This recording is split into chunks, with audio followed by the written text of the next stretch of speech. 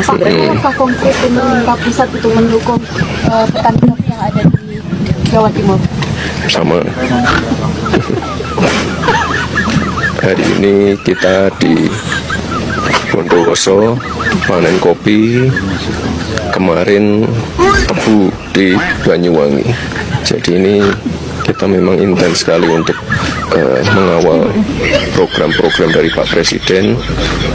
Khusus untuk kopi ini, ya karena kopi Indonesia ini sudah mendunia, kita ini produsen kopi nomor 4 dunia, kita pastikan kualitasnya terjaga dan kuantitinya mencukupi kebutuhan dunia. Jadi dari tahun ke tahun permintaannya terus meningkat. Jadi ini sekarang PR-nya ya hampir sama seperti tebu, beras dan lain-lainnya. Pengadaan alat-alat modern, pupuk yang mudah terjangkau, bibit, ini akan kita kawal terus. Sekali lagi Bapak Ibu, saya garis bawahi, tidak ada visi lain selain visi Bapak Presiden Prabowo.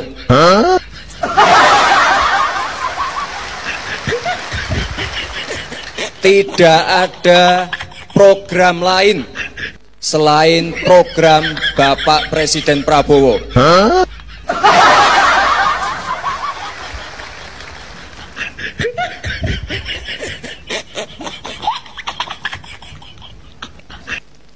Ini mungkin Pak Mendagri, mungkin tahun depan ini rakornya kita geser aja ke Akmil, Akmil Magelang.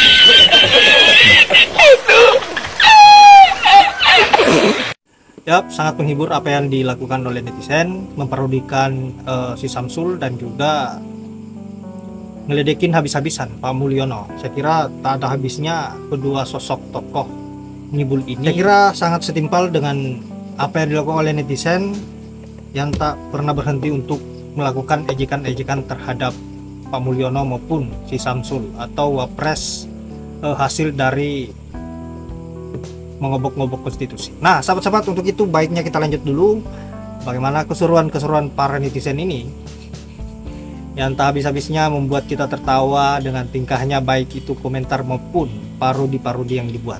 Langsung saja ke videonya. Aduh, iki mimpi apa? Masya Allah.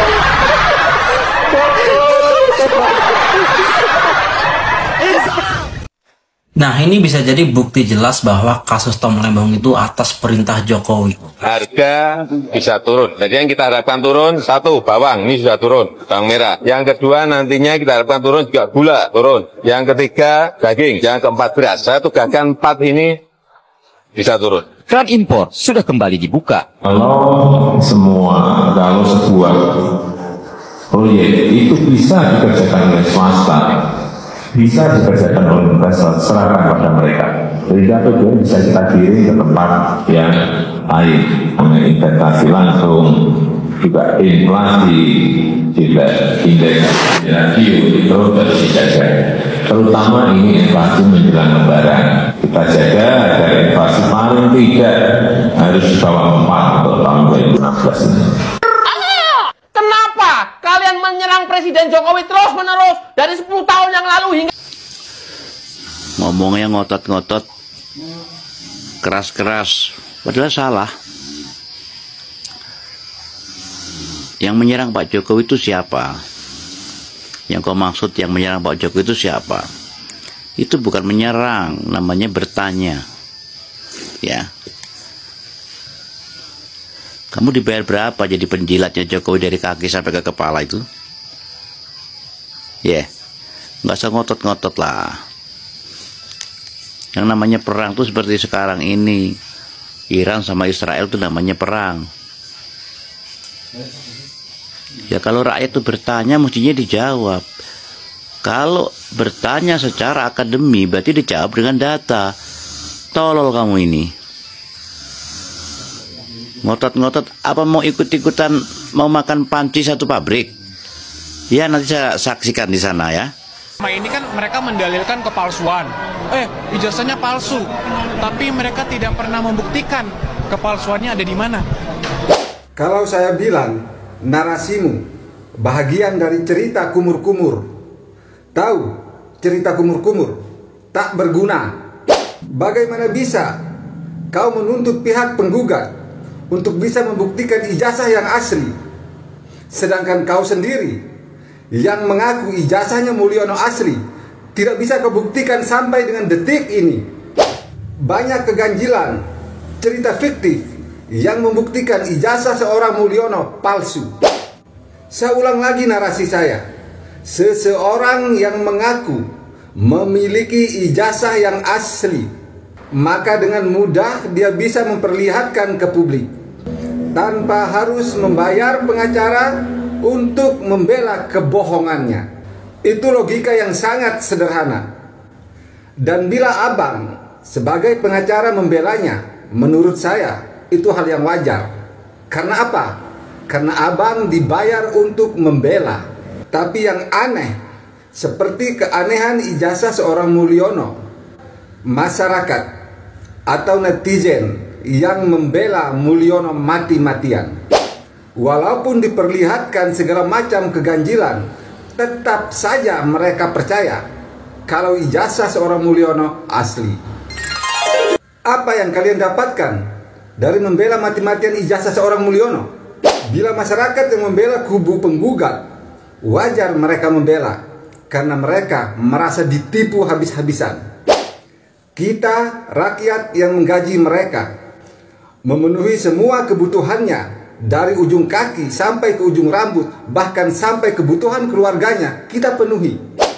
Tapi ternyata 10 tahun kita dibohongi oleh seseorang yang kita anggap sebagai pemimpin negara kita.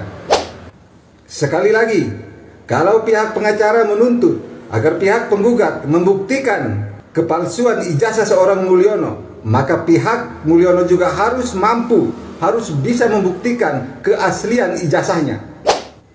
Perlihatkan yang asli agar masyarakat tutup dan berhenti mengikuti cerita soal ijazah sampah. Ijazah cuma S1 bikin gaduh satu negara, kalah-kalah ijazah seorang profesor. Kalau saya amati ya, waktu pilkada yang didukung oleh Jokowi, semuanya itu kok ya terkena masalah kabeh, terkena masalah semua. Seperti Khofifah, Gubernur Jatim itu tersandung korupsi dana hibah. Terus Ridwan Kamil juga tersangkut korupsi. Budi Ari ya itu tersangkut judol. Bobi Nasution, semuanya banyak, masih banyak yang lainnya, termasuk Jokowi sendiri itu tersangkut posisi RV. Orang seperti ini kok masih ada yang percaya, heran. Kok keterlaluan bodohnya ya rakyat. Kebanyakan rakyat Indonesia yang bodoh itu terlaluan gitu loh. Emang benar kata Budi Ari, kalau kelompoknya ini kalah di Pilpres maka masuk penjara semua loh. Ada perkataan seperti itu, kenapa rakyat kok masih percaya sama Jokowi? Saya tuh heran, kok bodohnya itu loh, kok kebangetan. Apa karena diguyur bansos itu?